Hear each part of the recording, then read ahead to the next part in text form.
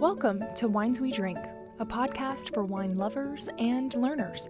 I'm Charlotte Norsworthy Varnum, and together with my counterpart Keith Herndon, we'll be exploring a new wine each week. Keith is a lover of wine, and I'm a learner of wine, and we hope you'll sip along with us.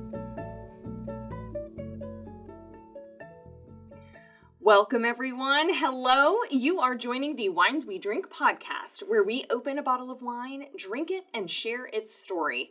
I'm Charlotte Varnum, and I'm joined, as always, by my co-host, Keith Herndon, a certified wine sommelier.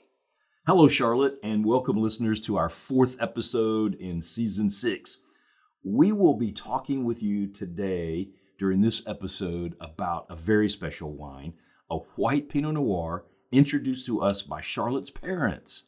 It's a wine they discovered while on a vacation trip last year in Oregon's wonderful Willamette Valley, and they brought it back to us. Yes, it's a parent special today. When they returned from their trip, they couldn't wait to tell me about their winery visits and the wines they had enjoyed. But this one in particular really stood out. And as you mentioned, it's a White Pinot Noir, which may be a bit unusual for some of our listeners. Yes, it is a bit uncommon. We typically think of Pinot Noir as a red grape used in making red wine. But the juice inside that red skin is clear, and it makes an exquisite white wine. I mean, after all, most of our listeners have probably enjoyed a sparkling wine in the champagne method, and in many, many cases, including a champagne itself, Pinot Noir is often one of the grapes used, right? And when my co-host, Charlotte, dons her alter ego as Chef Charlotte after the break today, she's going to bring you a wonderful pairing, and it's one that it would have never occurred to me, right, to feature what you're going to be serving with this wine.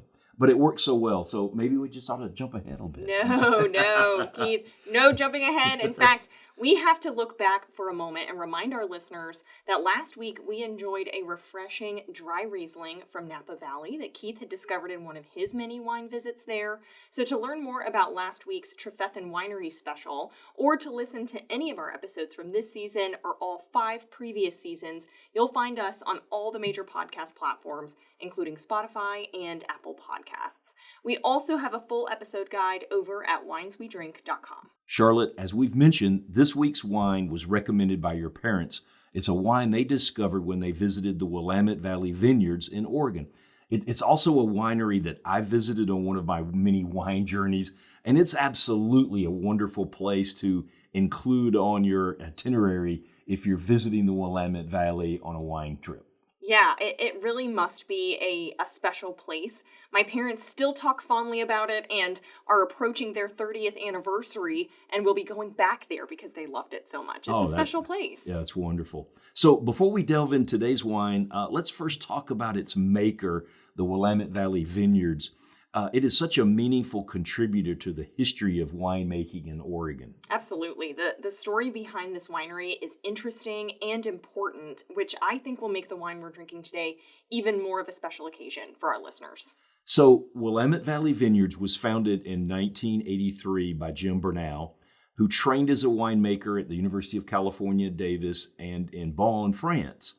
But there's a story on the company's websites that tells how he discovered his future vocation at the young age of 10.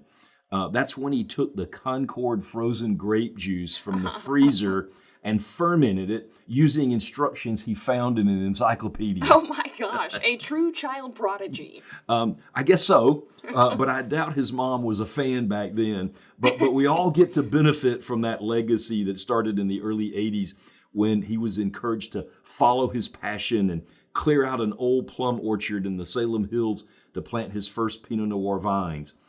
The story goes that he didn't have irrigation yet, so he had to water the vines to get them through that first summer. And to do that, he used 17 lengths of 75-foot garden hose. My gosh. It was very much a manual process. That's me trying to get my garden to work here this season. That dedication and vision got us to today, where Willamette Valley Vineyards is a well-established icon. Wine Enthusiast magazine once called it one of America's great Pinot Noir producers. And moreover, it's a publicly traded business that claims more than 20,000 wine enthusiasts as its shareholders, my parents included. Oh, okay. Well, Jim and his team have earned all the accolades that they have received over the years because they simply produce great wine and have had a hand at preserving and nurturing some of the best vineyards in the region. Through mergers and partnerships, the Willamette Valley Vineyard includes the Tualatin Estate Vineyard that was established in 1973 and the Elton Vineyard that was established in 1983. It now also has the Loeza Vineyard planted in 2015 to honor a vineyard manager. I'm specifically mentioning these estate vineyards because land stewardship and sustainable farming of the estate's nearly 500 acres has been a key principle behind their winemaking. Yeah, today's wine, according to its label, is specifically from one of those vineyards that you just mentioned, the Tualatin Estate Vineyard. So could you please give our listeners some background on that historic place? Yes, when I saw the words Tualatin Estate prominently on the label, the first time we had this wine, my expectation levels went up significantly. The name comes from the local indigenous people, and it means gentle and easy flowing, according to the winery's website there. The vineyard took the name from the river that flows through the area on its way to the Willamette River. So these 171 acres have been producing world-class Pinot Noir and other varietals such as Riesling, Chardonnay, and Pinot Blanc for nearly 50 years. Wow. Wines from these grapes have won Best of Show and international competitions, the Oregon Governor's Wine Trophy, and just all kinds of other accolades. So given all the success from this estate's vineyards, what makes it so special? Well, the winery credits the soil for contributing to a complex nature in the wines. It's called laurelwood soil, and it has about 2 feet of silt loam deposited 10,000 years ago from Mount Hood's volcanic eruptions. Wow. The soil drains extremely well. There are also iron deposits called pisolites, which some argue add specific floral aromas to the wines. And despite the top layer being well drained, underneath that silty loam is a layer of clay that retains the water, which is useful in times of drought. Well, I think we have thoroughly explained the winery's background and the history of this special vineyard. What do you say we drink some of this white Pinot Noir? By all means, it's time to drink some wine. Well, Charlotte, I've already cut the foil cap on this, so let me get my little wine cork remover over here and get this thing opened up. It's a little stubborn cork, but it came out of there. I was going to say it, but you still made it look so easy. Okay, so let me pour your glass here. Nice. There we go. Thank you. When they say white Pinot Noir, they really mean it. This is such a uniquely colored wine. It's nearly colorless, but it has what I would say is a truly original hue to it. Yeah, I mean, I've seen this described as pale straw, but clear and bright might be more apt descriptors. There's almost a little Provençal pink in there as well, just a little bit, right? A little bit to make it distinct, but still, again, a different hue than what you would see from a rosé. It's got that more peachy hue to it, and it absolutely is clear and bright, and that brightness, when you put your nose in the glass, kind of carries through, and there are immediately floral notes. Yeah, I'm going to go back to that terroir lesson that we just finished. Yeah. Remember those pisolites I mentioned? Yes. Right? Those iron concentrations that they call that, right? I think they are directly contributing to some rose petal aromas in this wine. Absolutely. Right? That I get, as well as, some cherry blossoms maybe, it wouldn't be from Pinot Noir without something reminding us of cherry, so maybe we'll say cherry blossom. All right. Well, good call. There's simply a sweetness to the aromas, fruity like peach, but also with some lemon citrus. Yeah. Every time I put my nose in there, there's a bit of almond nuttiness to the wine. Right? It really does unravel the more your nose is in there, but I think it's time to taste it too. I'm going to go in for a sip. Of course, I'm right there with you on that. I mean, wow. Remember when you said that the color was clear and bright? The taste is exactly that, clear and bright on that first sip. Well, we've enjoyed this wine prepping for this episode, but today's sips, they just don't disappoint, right? I immediately sense that familiar stone fruit. I'm going to have a sip here. It's apple, and then it gives way to some melon undertones. Yes. The official tasting notes, by the way, call that cantaloupe. The finish is citrusy, but almost like a lemon meringue. Ooh, yeah. Right? There's the almond there, too, adding to that kind of baked good feeling. Yeah, right. There's definitely some notes of vanilla and even baking spice in there. Yeah, right? I mean, and it's no wonder that I love this wine so much, because if you ask my parents and anyone who knows me, cantaloupe is one of my favorite fruits. And that is, I feel, a controversial take. But if this were a red Pinot Noir from Willamette, we would be talking about cherry juice flavors, right? And so it's interesting to me how this white version takes on a completely different personality. Yeah, the winery tells us that the Pinot Noir grapes for this bottle were picked at peak ripeness, and then immediately gently pressed, which released the free-run juice. The winemaker did not allow any contact with the skin, or very little contact with the skin. So without that color or tannins from those Pinot Noir grape skins, the resulting wine is just transformed as we would expect it to be. Yeah, I really like it when winemakers use Pinot Noir for a rosé. That limited skin contact still gives us some of the red fruits like strawberry and raspberry, maybe some of that subtle cherry. But like you said, using only the clear juice transforms Pinot Noir into a category of wine all on its own. Yeah, you know that I like to read the wine reviews by James Suckling, right? He gave this wine 90 points, and here's the description he gave, right? Quote, aromas of pears, white peaches, and subtle floral notes. The palate is smooth and lightly textured with soft acidity and a clean, gentle plush and fruit-driven finish. Easy and approachable, end quote. Easy and approachable. I love that. That is such a poetic description for this wine, and I would say it ticks all the boxes. But one box that I'm curious about is it also easy and approachable on the pocketbook?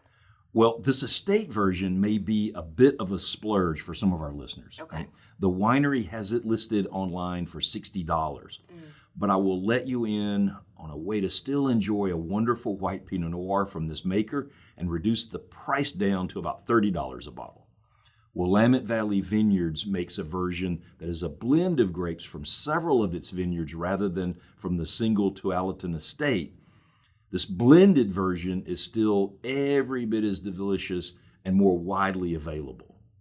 Listeners, you can't go wrong with either bottle. A bit of a splurge at $60 or a more affordable version at $30. I think they both reflect this winery's exceptional Pinot Noir grapes in a different light, a white light, if you will.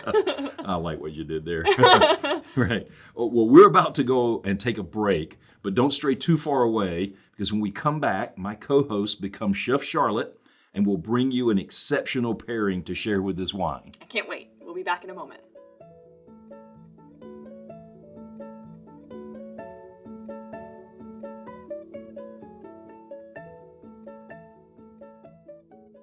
Hello again, and welcome back, everyone. This is our fourth episode in the sixth season of Wines We Drink. And as our loyal listeners know by now, we're relying on the culinary skills of my co-host to bring you some interesting and oh-so-delicious pairings. Today's pairing definitely fits that oh-so-delicious category. Oh, thank you, Keith. But before we talk about the main pairing, of which I am also equally so excited about, let's focus on a cheese first to pair with today's wine. As is so often the case when we're talking about wine and cheese pairings, it really comes down to acidity versus fat. So for today's wine and cheese pairing, I'm going to go with a baked brie. Okay, I see where you're going with this. The bright, refreshing acidity of our white Pinot Noir cuts through the creamy texture of melted brie. It's like a palate cleanser. Exactly. But it's also important with this pairing is that we're matching the weights, okay? So being a relatively light yet textured wine, our white Pinot Noir matches the delicate, creamy weight of a baked brie. So it's ensuring that neither the cheese nor the wine is overly dominating the palate.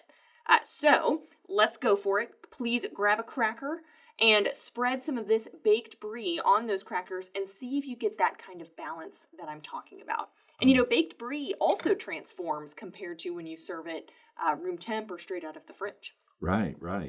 So let's have a bite of this cheese and crackers. Let's do it.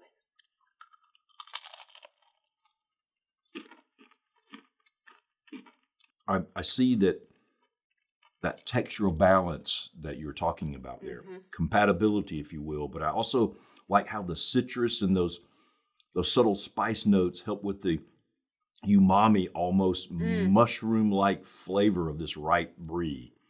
Right? What a wonderful pairing. Let's have a little bit more sip of the wine here. Again, there is something about when you bake brie and it has the opportunity to unravel its own complicated flavors. And this wine kind of pieces itself out as well in a play in 3 acts on the tongue. Absolutely. This is really a special wine and cheese pairing. I like this white Pinot Noir and this baked brie. Well done, Chef Charlotte. Thank you. So now what are we going to do? Okay, well now I think we can talk about our main pairing. Listeners, get a grip, buckle up, okay? I'm so excited for this as a person with a pretty insatiable sweet tooth, okay? So anytime we can incorporate a sweet, I get extra excited. Today, our main pairing is going to be that we are going to serve this wine with a lemon mascarpone cake. Well, okay, Charlotte. When we were planning out the season and you told me your plans for this white Pinot Noir, I was taken aback for a moment, and just like I was now, right? Again, right? Lemon mascarpone cake would never have occurred to me as a pairing for this wine. You're going to have to explain all of this and really bring our listeners along as we talk through this pairing. Yeah, absolutely. Certainly not perhaps an obvious pair, though I know that we've talked about some of the notes that may, you might start to be like, okay, I can see what you mean there. So I'll take credit for what you're about to sample, but I absolutely can't take credit for the idea or for the inspiration. This pairing suggestion actually came directly from the Willamette Valley Vineyards website, which refers to it as a fruit-driven dessert. Oh, well, okay. Before you tell us about the recipe, let's jump in with a bite or two. I mean, it simply looks delicious, and I can't wait to give a sample. Let's do it. Okay. Have a bite of this cake, and then take a sip of the wine, and let's see what we think. Well, the lemony aspect of the cake is amazing. And it just really, right, this is amazing. Wish you could be with us here, listeners. I know. There's plenty of cake left over, too. Well, we aren't finished. I know, right. We'll see by the end. Right. This lemon mascarpone cake is citrusy, rich, creamy.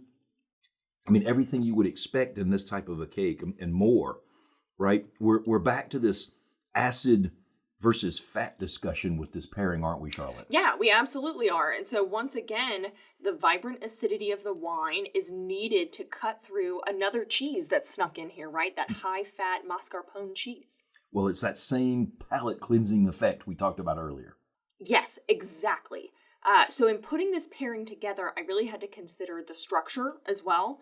Our white Pinot Noir has a delicate, light body, and that's really needed, okay? This wine is not going to overpower this dessert. And also, you want the flavor notes to work together and not clash. So therefore, we have a wine with notes of lemon meringue, right? Those baking spices that we were talking about, vanilla, almond, and that matches perfectly with the lemon citrus flavors of this cake and keeping it light but also grounded.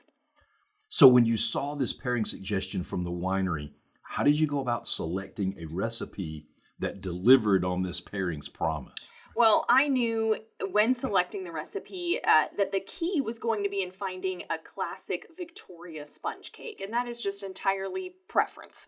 Okay. So for me, there's really no other queen of the Victoria sponge than Dame Mary Berry, the legendary British baker and author of more than 75 cookbooks. She sounds like an expert. She is an expert, and in British baking, they're known for a lot of these fresh, fruit-forward desserts. And so that's immediately where my brain went to for inspiration. And so Mary Berry was also an early host of the Great British Bake Off, which is one of my and probably the world's favorite cozy bingeable series. Yeah. And so her Victoria sponge cake is actually the cake that appears in the opening show portion of each episode. And so this cake recipe pairs very well with any fruit filling between the layers. So that's where the lemon mascarpone then comes in, which is really simple. It's made with a combination of lemon curd and mascarpone cream, some lemon juice, lemon zest, whip it all together. And the richness of this cream pairs really well with the light, fluffy vanilla cake layers. And then the cake is finished simply with a light dusting of powdered sugar to maintain the balance on that punchiness of the lemon and, of course, how that pairs all delightfully with this wine. Well, all I can say is my compliments to the chef, Chef Charlotte, Hooray! right? Once again, the winery's suggestion may have inspired you, but you created this culinary delight, and you've shared it with me and our listeners. So just well done. Well done. Thank you. I mean, I know we're winding down today's episode, but I've got to have a few more bites and sips of this before we close out the show. Yes, absolutely. Right. Like we were saying earlier, there may not be any cake left by the end. So Right. thank you. And again, this was such a special episode for me since my mom and dad suggested today's wine. They also were a big source of inspiration for the food pairings for today. And so it's an important thing for me to be able to bring this episode home with the right food pairing. And so I'm glad that you liked it. Well, yes, I did. And your mom and dad will also love it when they hear this episode. So I think that is a wrap for this week's segment with Chef Charlotte. But we get to do it all again next week. Our wine selection for next week's show is an exceptional white Burgundy from a historic French winery that I visited last year with my wife. Another special selection from Keith's Wine Journeys. So listeners, spoiler alert, it's fantastic. Well, there's a lot of history to share as well. The domain that we visited was established in 1585. Okay, yes, another history lesson cometh. Thanks, Keith. Until next week, cheers, everyone. Cheers. Thanks for listening to Wines We Drink. Listen to our other episodes anywhere you get your podcasts, and be sure to follow us on Instagram at The Wines We Drink, and check out our episode guides at wineswedrink.com. Cheers.